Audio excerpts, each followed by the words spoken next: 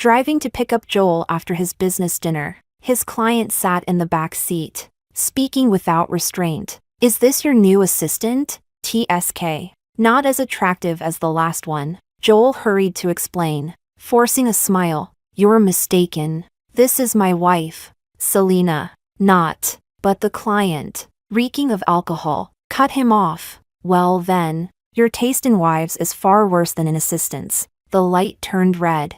I slammed on the brakes, my face turning cold. Chapter 1. Don't take it to heart. He's drunk. Seeing my expression darken, Joel quickly lowered his voice and leaned closer to coax me. His warm breath mixed with alcohol brushed against my ear. The client, oblivious, kept slurring obscene jokes. "Oh, Joel, I'm telling you, that assistant you brought last time, now she was something else." Joel froze mid-movement. I turned my head and unexpectedly met his pleading eyes. "We'll talk at home," Joel whispered, trying to appease me. I knew what he meant. With the rise of AI, the traditional creative industry was in decline. The company we founded together, JC Studios, was in urgent need of transformation. This client was crucial. Joel was afraid I'd lash out and ruin the deal, undoing all his efforts. I understood the stakes, but my eyes locked on the taillights ahead, while a numb chill spread through my limbs. Joel's assistant was someone I personally hired, a scholarly young man with glasses, lean and clean-cut. He had nothing to do with the word sexy. A woman bought for the night? No, Joel would never stoop that low. Then who exactly was this assistant that the client kept reminiscing about?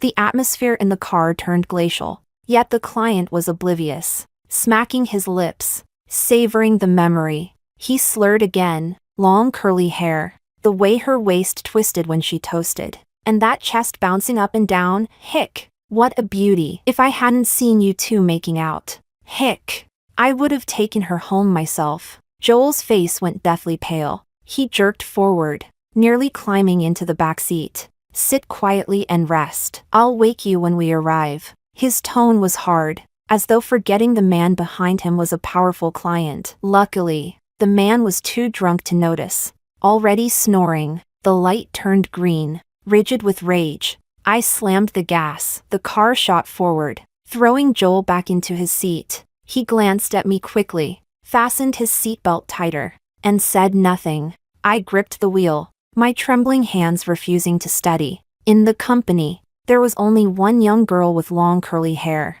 and she was the same one Joel was desperate enough to protect, even at the risk of offending a client. My assistant, Eva, Joel's freshly graduated cousin. Chapter 2. Do you have no shame? The moment we dropped the client off and Joel got back into the car, I slapped him. He had expected it, tilting his head so the force landed weaker. "Selena, I'm exhausted. Can we talk when we get home?" He really did look tired, so tired that his shoulders collapsed the instant he spoke. He rubbed his temples, leaned back with his eyes closed, and stayed silent for a long time. Talk about what?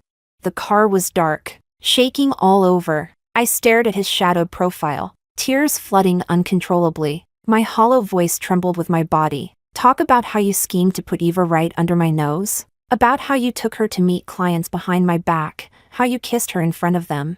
Eva's mother had married Joel's uncle as a second wife. They weren't related by blood, but still, they carried the name of cousins. "Selena, stop." Joel suddenly dropped his hand and barked. My reason snapped, digging my nails into my palm. I met his drunken eyes through the dark. My words didn't stop.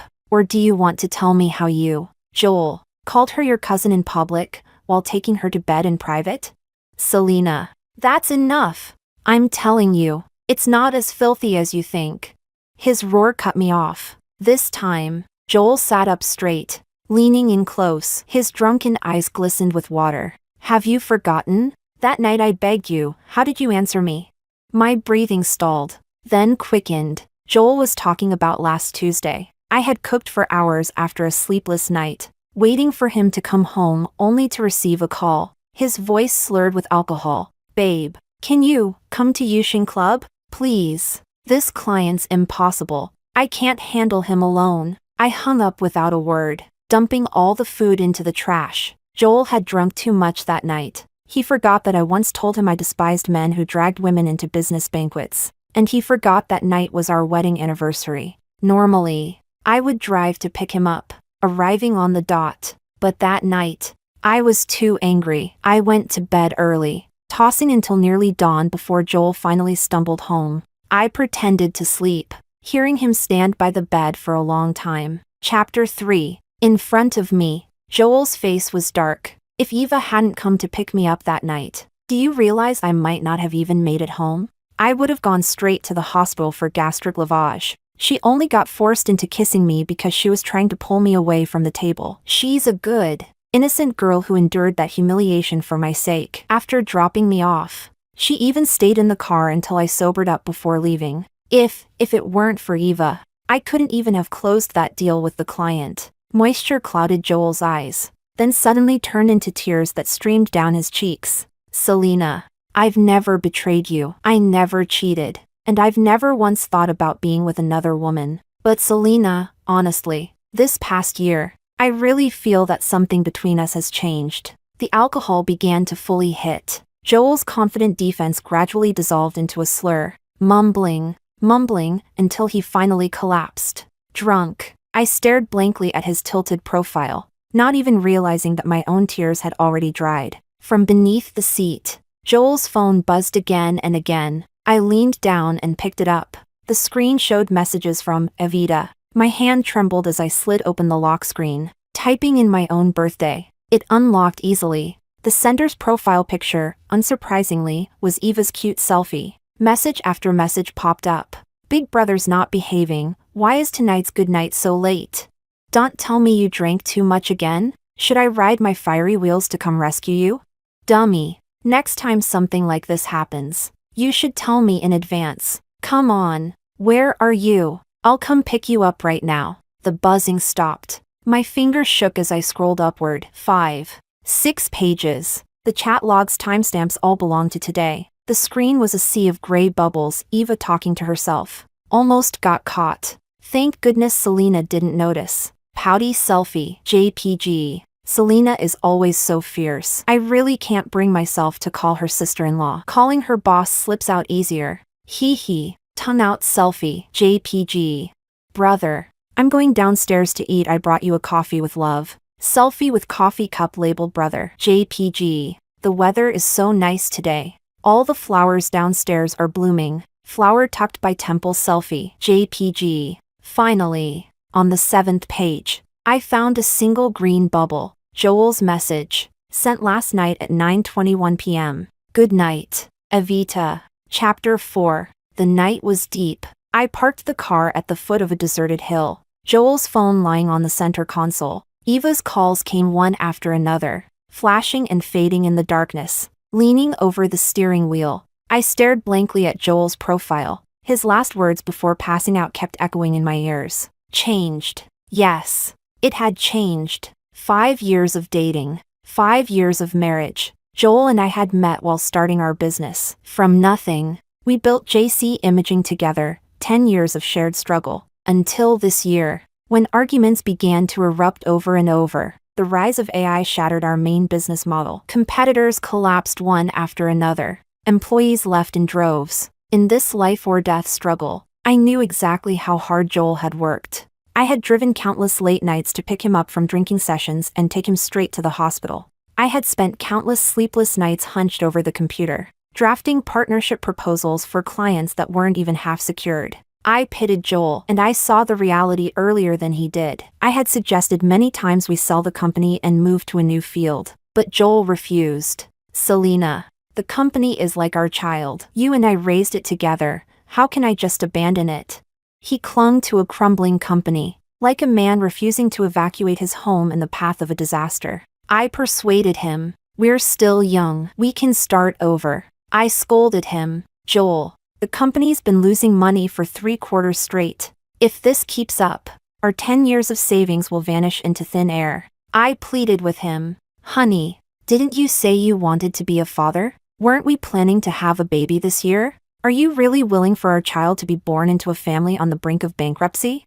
But he wouldn't budge. When I brought up children, his face went cold, his jaw locked. Selena, We already have a child. Until JC turns around, we're not having another one. To prove his resolve, he even carried his quilt into another room. I was furious and amused, coaxing him for hours before he finally came back. The pressure in my chest was suffocating. I exhaled long and hard, lowering the window. I lit a cigarette. The smoke curled away into the night breeze. I glanced at Joel, asleep beside me. He resented me, but I hadn't been idle either. Today marked my 6th consecutive night of overtime at the office. The proposal I'd revised again and again, the one I delivered, had the name of today's automotive executive stamped across the top. Before this week, before last Tuesday, I had worked 15 straight days to complete another version of the very same proposal. Through action, I had supported Joel's refusal to give up,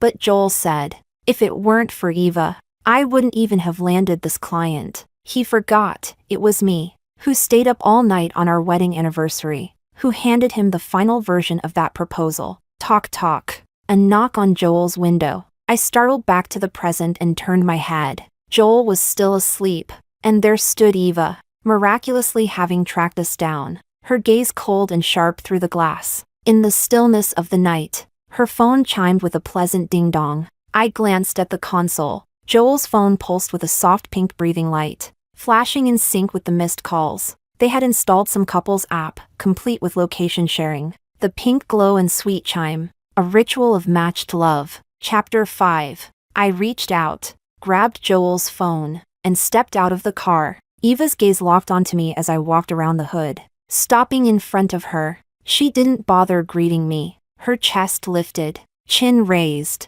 jaw tight, none of the caution she usually showed me in the office. You came to pick him up? I tilted my head toward the car. Joel leaned against the window, profile sharp in the dim light, his proud brow bone, the bridge of his nose. At 32, he was in his prime, devastatingly handsome. Eva's eyes followed mine, landing on Joel's face. What showed there was undisguised tenderness, affection, like I didn't even exist. Wordlessly, I unlocked Joel's phone from a hidden folder. I pulled up the app with 2 pink hearts. On the homepage, Days in Love, 10. The linked account, Eva's smiling profile picture. The account creation date, last Tuesday. My lips curved, and I turned the screen toward her. This, you installed it behind his back, didn't you? Joel had never been good with electronics. Notifications piled on his phone unchecked. This app was hidden so well, he probably hadn't even noticed it. No. Eva's expression faltered for only a second before she lifted her chin. I told him I lost my phone. Needed location sharing. I tricked him into installing it. My brow twitched. My stomach dropped. The smile slid off my face. The hand gripping the phone began to tremble uncontrollably. I know what you're thinking. Eva caught every flicker of emotion across my face. She slipped her hands into her pockets, a mocking little smirk tugging at her lips. You think it's just one-sided, don't you?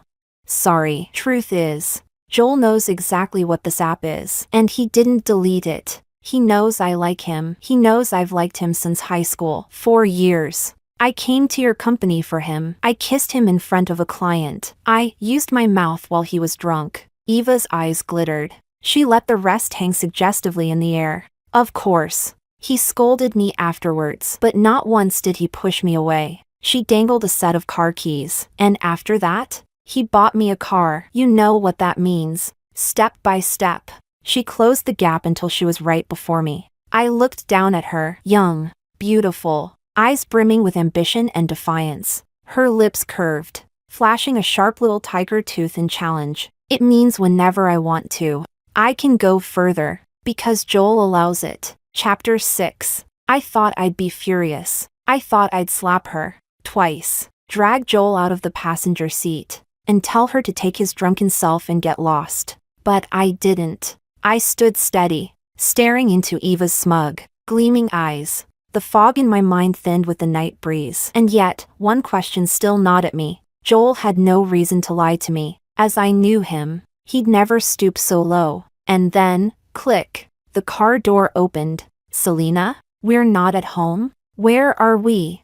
Joel's voice slurred, his steps unsteady as he climbed out. If he truly wanted to deceive me, he could have just stayed asleep. But the night air had woken him. The moment he saw both of us, he steadied himself. The three of us stood in a tense triangle, Joel at the apex. His gaze, instinctively, fell first on Eva, and in that instant, his eyes lit with that familiar spark. A spark I'd seen countless times in our decade together. It lasted only a heartbeat, but it was enough to drag my heart into the depths. At that moment, I finally saw clearly. Joel hadn't even realized it himself. His feelings for Eva were no longer innocent. He wasn't just lying to me. He'd managed to lie to himself. Brother, I came to get you. Eva's voice was syrupy, intimate. She rushed toward him. It's the middle of the night. What are you doing here?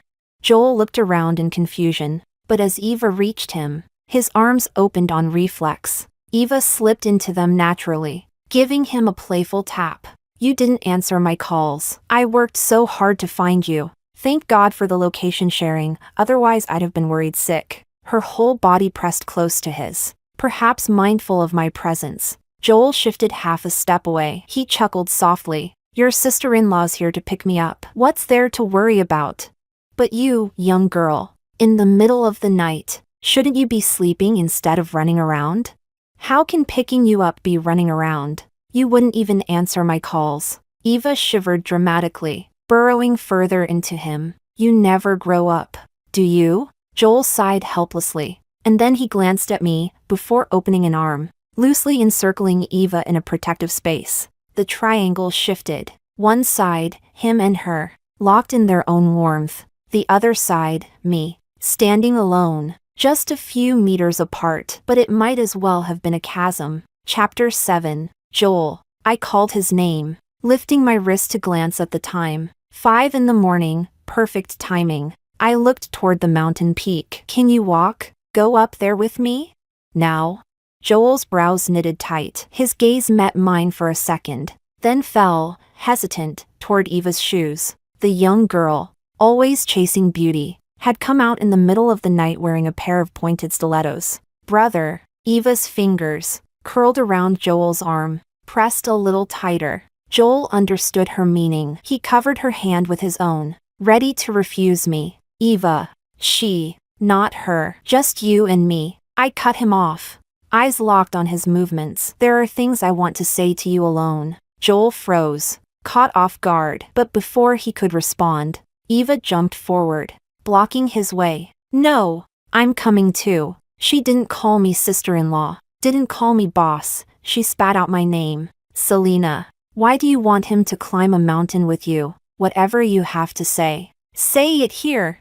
Fuming and flustered, she was like a little sparrow with its feathers puffed up. For a second, I almost laughed. A dark, nameless mountain at dawn. It did look like a strange place for a talk, but I knew Joel wouldn't refuse me. That mountain carried our memories. For 10 years. Every year, we had climbed it together on this very day. And sure enough, all right. After holding my gaze for more than 10 seconds, Joel nodded, but his feet didn't move. He looked down at Eva, reluctant, his face full of worry. Eva, can you drive back on your own? Just let her wait in the car. Her lips puckered, ready to whine, but I cut in, my voice cold. Joel instinctively looked up at me. I turned and took the first step. 10 years together, Joel knew me as well as I knew him. At last, he seemed to realize I was angry. The sky was lightening. The wind had stilled. I strode ahead, hearing Joel's hurried voice behind me. Eva, be good. Lock the doors and stay put. I'll be down soon after I talk with her. Don't worry. I walked too quickly. Whatever Eva said in reply, I didn't catch. But what I did hear, clear as day, was the wet, intimate sound that only comes with lips pressed and tongues entwined. I stopped dead, my head turning halfway. In the dim light, 10 meters away, 2 silhouettes were locked in each other's arms, so lost in their passion, they didn't even notice me. I tugged my lips into a smile, then turned back, striding toward the peak. My eyes were dry, not a single tear. Chapter 8. The higher we climbed, the stronger the wind grew. I marched quickly. The mountain path usually took 40 minutes, but I finished it in half the time. Then I waited another full 30 minutes for Joel. A year spent drowning at the banquet table had already hollowed his body out. By the time the sun's first golden edge broke over the horizon, he finally reached me, panting, collapsing beside me. I said nothing, waiting for his breath to steady. Before I could even speak, he asked first, his tone sharp, demanding, "What exactly do you have to say? Why did we have to come all the way here?" Joel's brows were furrowed, his gaze cast down toward the foot of the mountain. Down there, our cars sat parked, mine, and Eva's. Following his gaze, a question surfaced, not one of importance. "Really? Evita, is that Eva's nickname?" Joel stiffened, his hand flying instinctively to pat his pockets, searching. Then he froze. I pulled his phone from my pocket and held it out to him. "You went through my phone?" Joel snatched it back, his voice suddenly rising. I kept my eyes on him, unwavering, until his composure began to falter. "Selena, don't misunderstand." In a rush, he pulled up the family chat, shoving the screen at me. "Before Eva's mother married my uncle, her nickname was Evita. Later she changed her name as she grew up. But the older relatives still call her Evita. It feels affectionate." I just noted it down casually. Nothing more. His explanation was fast, meticulous, almost too perfect, as if he had prepared this answer long ago, just waiting for me to ask, so he could throw me a flawless, airtight reply. I smiled faintly, said nothing. The sun lifted higher, a glowing semicircle now above the clouds. I stared at it for a while, then asked again, "Why didn't you tell me you bought her a car?" Another question, one that shouldn't matter, but Joel already had an answer ready. She didn't have a car, so I arranged one for her. For convenience. It wasn't a gift. He quickly pulled up a document on his phone, a purchase record, a car worth over $1 million, listed under the company's name. His expression was cautious, almost pleading, like he wanted credit. I know my limits, even if I really wanted to give it to her. How could I not discuss it with you first? Every base covered, no flaws to be found. I turned away, silent again, watching the sunrise. The sun was halfway risen, spilling gold across the world. The dawn's brilliance, it was just like 10 years ago. That first time Joel brought me here, he'd been ready to confess, palms sweating with nerves. At the exact moment of sunrise, he'd grabbed my hand, words tumbling out in stammers. Now, another sunrise, still me and him, 10 years gone, the scenery unchanged. Perhaps this is where the cruelty of time lies. Landscapes preserve memory, but people never return to who they once were. As the sun finally broke free of the clouds, I rose to my feet. Joel stayed seated, looking up at me. "Selena, what is it you really want to say?" "Joel, let's get divorced." The words left us both at once. Joel froze. I smiled at him. "Divorce? Joel, the house is in my name, I'll keep it. The savings, we split 50-50. As for the company shares, I'll sell mine as soon as possible. You can move out today." The long-stilled wind suddenly picked up, whipping through my hair, rattling Joel's next words. "Selena? Do you even know what you're saying?" Chapter 9. Love and marriage are like a train and its tracks. Once the train derails, there's no way back. That was what I realized as I climbed the mountain. Once you understand that, the decision becomes easy. "Joel." I lowered my gaze, looking at the man whose eyes were bloodshot and rimmed with red. 10 years together. And this was the first time I examined him like this, like an outsider. "I know very well. I am clear-headed. But I want to ask you, do you even know what you're doing? Eva is the girl you watched grow up as your little sister. When you were kissing and holding her, did you ever think about what you were doing?" Joel's face drained of color. Inch by inch, he shot to his feet, eyes wide with panic. "Selena, I didn't. You haven't gone all the way with her yet." "I know." I cut him off, my voice flat. "You said you never betrayed me, that you never cheated. What you really meant was just that, right? Emotionally unfaithful, but physically untouched." I gave a cold laugh, staring into his trembling eyes. "Joel, how long do you think you can hold that line? A week? 10 days? 2 weeks? And then what? Will you confess to me? Tell me you slept with your own cousin, and wait for me to divorce you?" "No, you won't. You'll cover it up. scrambled to hide, living in constant fear, eaten alive by guilt and shame, becoming exactly the kind of man you've always hated. The one you swore you'd never be. I let out a breath, smiling bitterly. Oh, wait, no, Joel, you already are. More than 20 years ago, Joel's father cheated with a female colleague, abandoned his wife and child, leaving young Joel without a father, without a happy home. Joel had sworn to me countless times, in this lifetime, I will always be faithful to you. I will never betray you. But vows, once broken, become knives that stab deeper with every memory. Joel staggered, pale as chalk, collapsing into a chair. His head hung low, too crushed to speak another word. Joel, you really are disgusting. I looked down at him for a long while, then lost all interest in speaking further. If you don't move out before tonight, I'll change the locks. The divorce papers will be sent to your office tomorrow. Take care of yourself. Chapter 10. The path down was much quicker than the climb up. In just 10 minutes, I was back at the foot of the mountain. Eva hadn't stayed in the car like Joel told her to. She was staring up toward the trail, face pale with anxiety. When she saw me come down alone, her face went white. Selena, where's Joel? What did you do to him? She screamed, lunging at me, manicured nails reaching for my face. I frowned, caught her wrist with my left hand, and slapped her hard with my right. The sharp crack echoed in the dawn air. Eva froze, stunned, clutching her cheek in disbelief. You.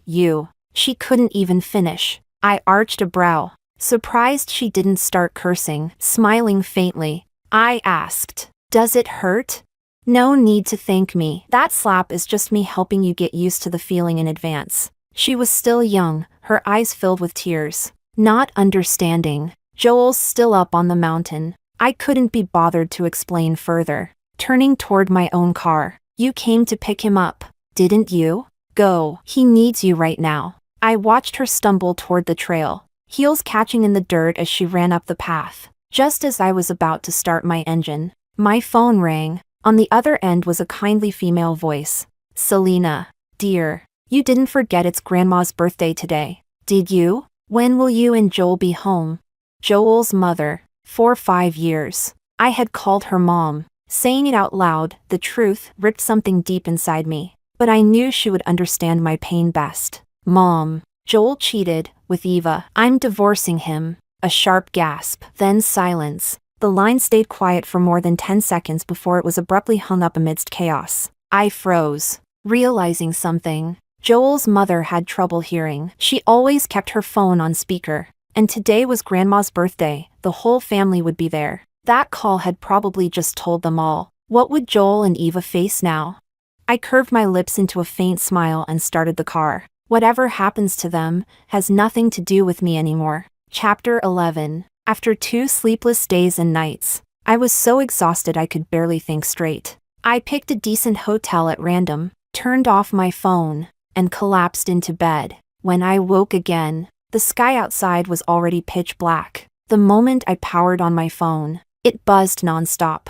Dozens of missed calls and message notifications, half from Joel, the other half from my parents, pressing my temples against the pounding headache. I steadied my emotions before dialing my mother back. The dial tone had barely rung once before she answered at lightning speed. I frowned, not even managing to speak before her furious voice lashed out. You ungrateful child. You finally turned on your phone? 10 years of love aren't easy to come by. Arguments are normal. Fine. But divorce? How could you throw that word around so casually? Just wait until I see you. You'll see how I deal with you.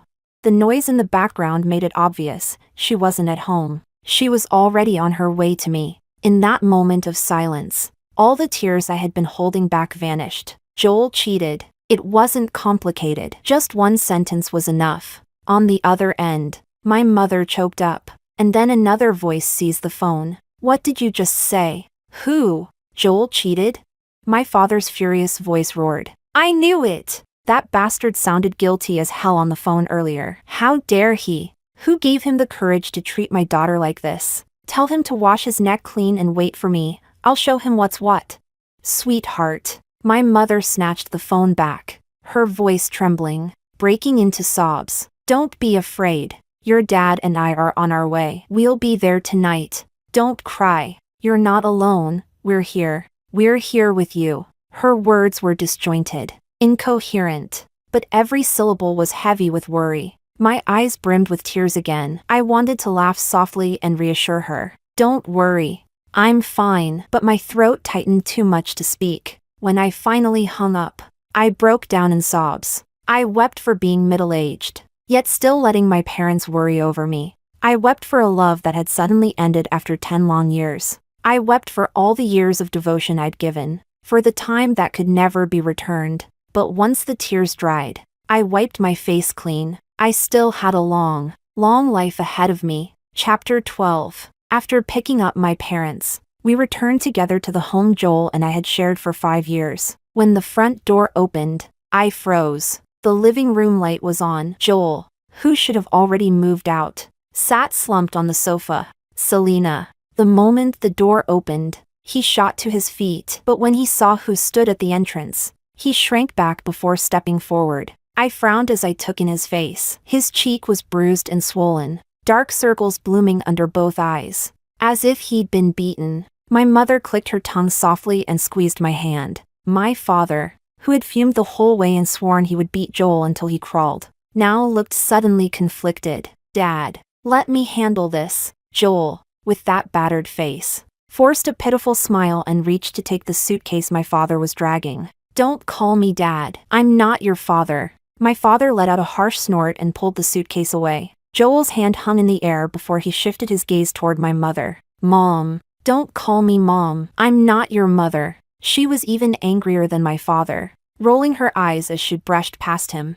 dragging my father straight inside. They had once adored Joel. Now, they couldn't turn their backs on him fast enough. I stood in the doorway, torn between tears and laughter. Joel lingered awkwardly before finally meeting my eyes. His lips trembled soundlessly for a long while. "Selena." At last he managed to speak, but tears spilled over instantly. "Selena." His voice broke into a whisper, his whole body shaking as he wept. His back hunched, and all he could repeat was my name, over and over. 10 years cannot be faked. I hated him for what he had done, yet I couldn't bear the sight of him like this. My gaze drifted to the wedding photo on the entryway table, and my chest felt crushed beneath a heavy stone. I forced myself to speak first, swallowing back tears that threatened to choke me. After a steadying breath, I continued. "Joel, I already made myself clear this morning. This is the end for us. You don't need to put on this act, and you don't need to look pitiful in front of me. After the divorce, you still have Eva." "No." Joel's head snapped up, eyes red and nose streaming. "I've already told Eva, it's impossible between us. She tried to kill herself, slit her wrists. She's in the hospital right now. My uncle. He couldn't go on." He dropped to his knees, sobbing, fists pounding his own skull. I closed my eyes. In Joel's fatherless childhood, his uncle had given him the love of a father, and though Eva was only a stepdaughter, his uncle had cherished her as his own child. "Joel, what you destroyed with your own hands was more than just our 10 years together." Chapter 13. This world is fair. In this life, one must always pay the price for their own mistakes. I believe Joel understands this truth. Otherwise, he wouldn't be unable to utter even a single "I'm sorry" or "forgive me." I don't know how much time passed before Joel finally stopped wailing. Half crouching, half kneeling before me, he remained in silence for a long time, like a monk lost in meditation. "Go." I lowered my gaze, looking at the crown of his head. "It's late. My parents traveled a long way. They should get some rest." Joel slowly lifted his face. His lips twitched, as if he wanted to give me a smile, yet it twisted into an even more sorrowful curve. "Selena, I really regret it." The moment those words came out, the tears he had just managed to stop began to pour down again. "Truly, Selena, I regret it so much. I hate myself for not controlling it. I knew it. I knew it was wrong." Crying bitterly, he shifted from a crouch to kneeling, wrapping his arms around my legs, knocking his forehead against my knees over and over. "I knew it was wrong. Why did I do it? How could I have done something like this?" The tears I had held back for so long burst out uncontrollably. "Yes, Why did you? Why did you throw away a good life just to disgust me? I kicked him away, then raised my hand and slapped him hard across the face. While he was still stunned, I struck him again with another slap. Joel, these 2 slaps, consider them the lesson my parents would have given you. From now on, we're even. I flung the door wide open and pointed outside. Now do me the favor of getting out. Until the day we sign the divorce papers. I don't want to see you again. Joel sat there in a daze, unmoving. You bastard. Get out! My father, who had probably overheard the whole thing, came charging out with a mop at the critical moment. I decisively turned away, leaving the battlefield to him, burning with righteous fury. When I washed my face in the bathroom and came back out, Joel had already been beaten and thrown out. Dad and Mom worked together, carefully taking down one by one the wedding photos of Joel and me from the wall. I stared at the abrupt white frames left behind, dazed for a moment. What are you thinking about? Mom leaned closer and hugged me. I curved my lips at her, then hugged her back. I was thinking, maybe we should put up some new frames on the wall, like a family portrait? Or maybe a couple's photo of you and Dad?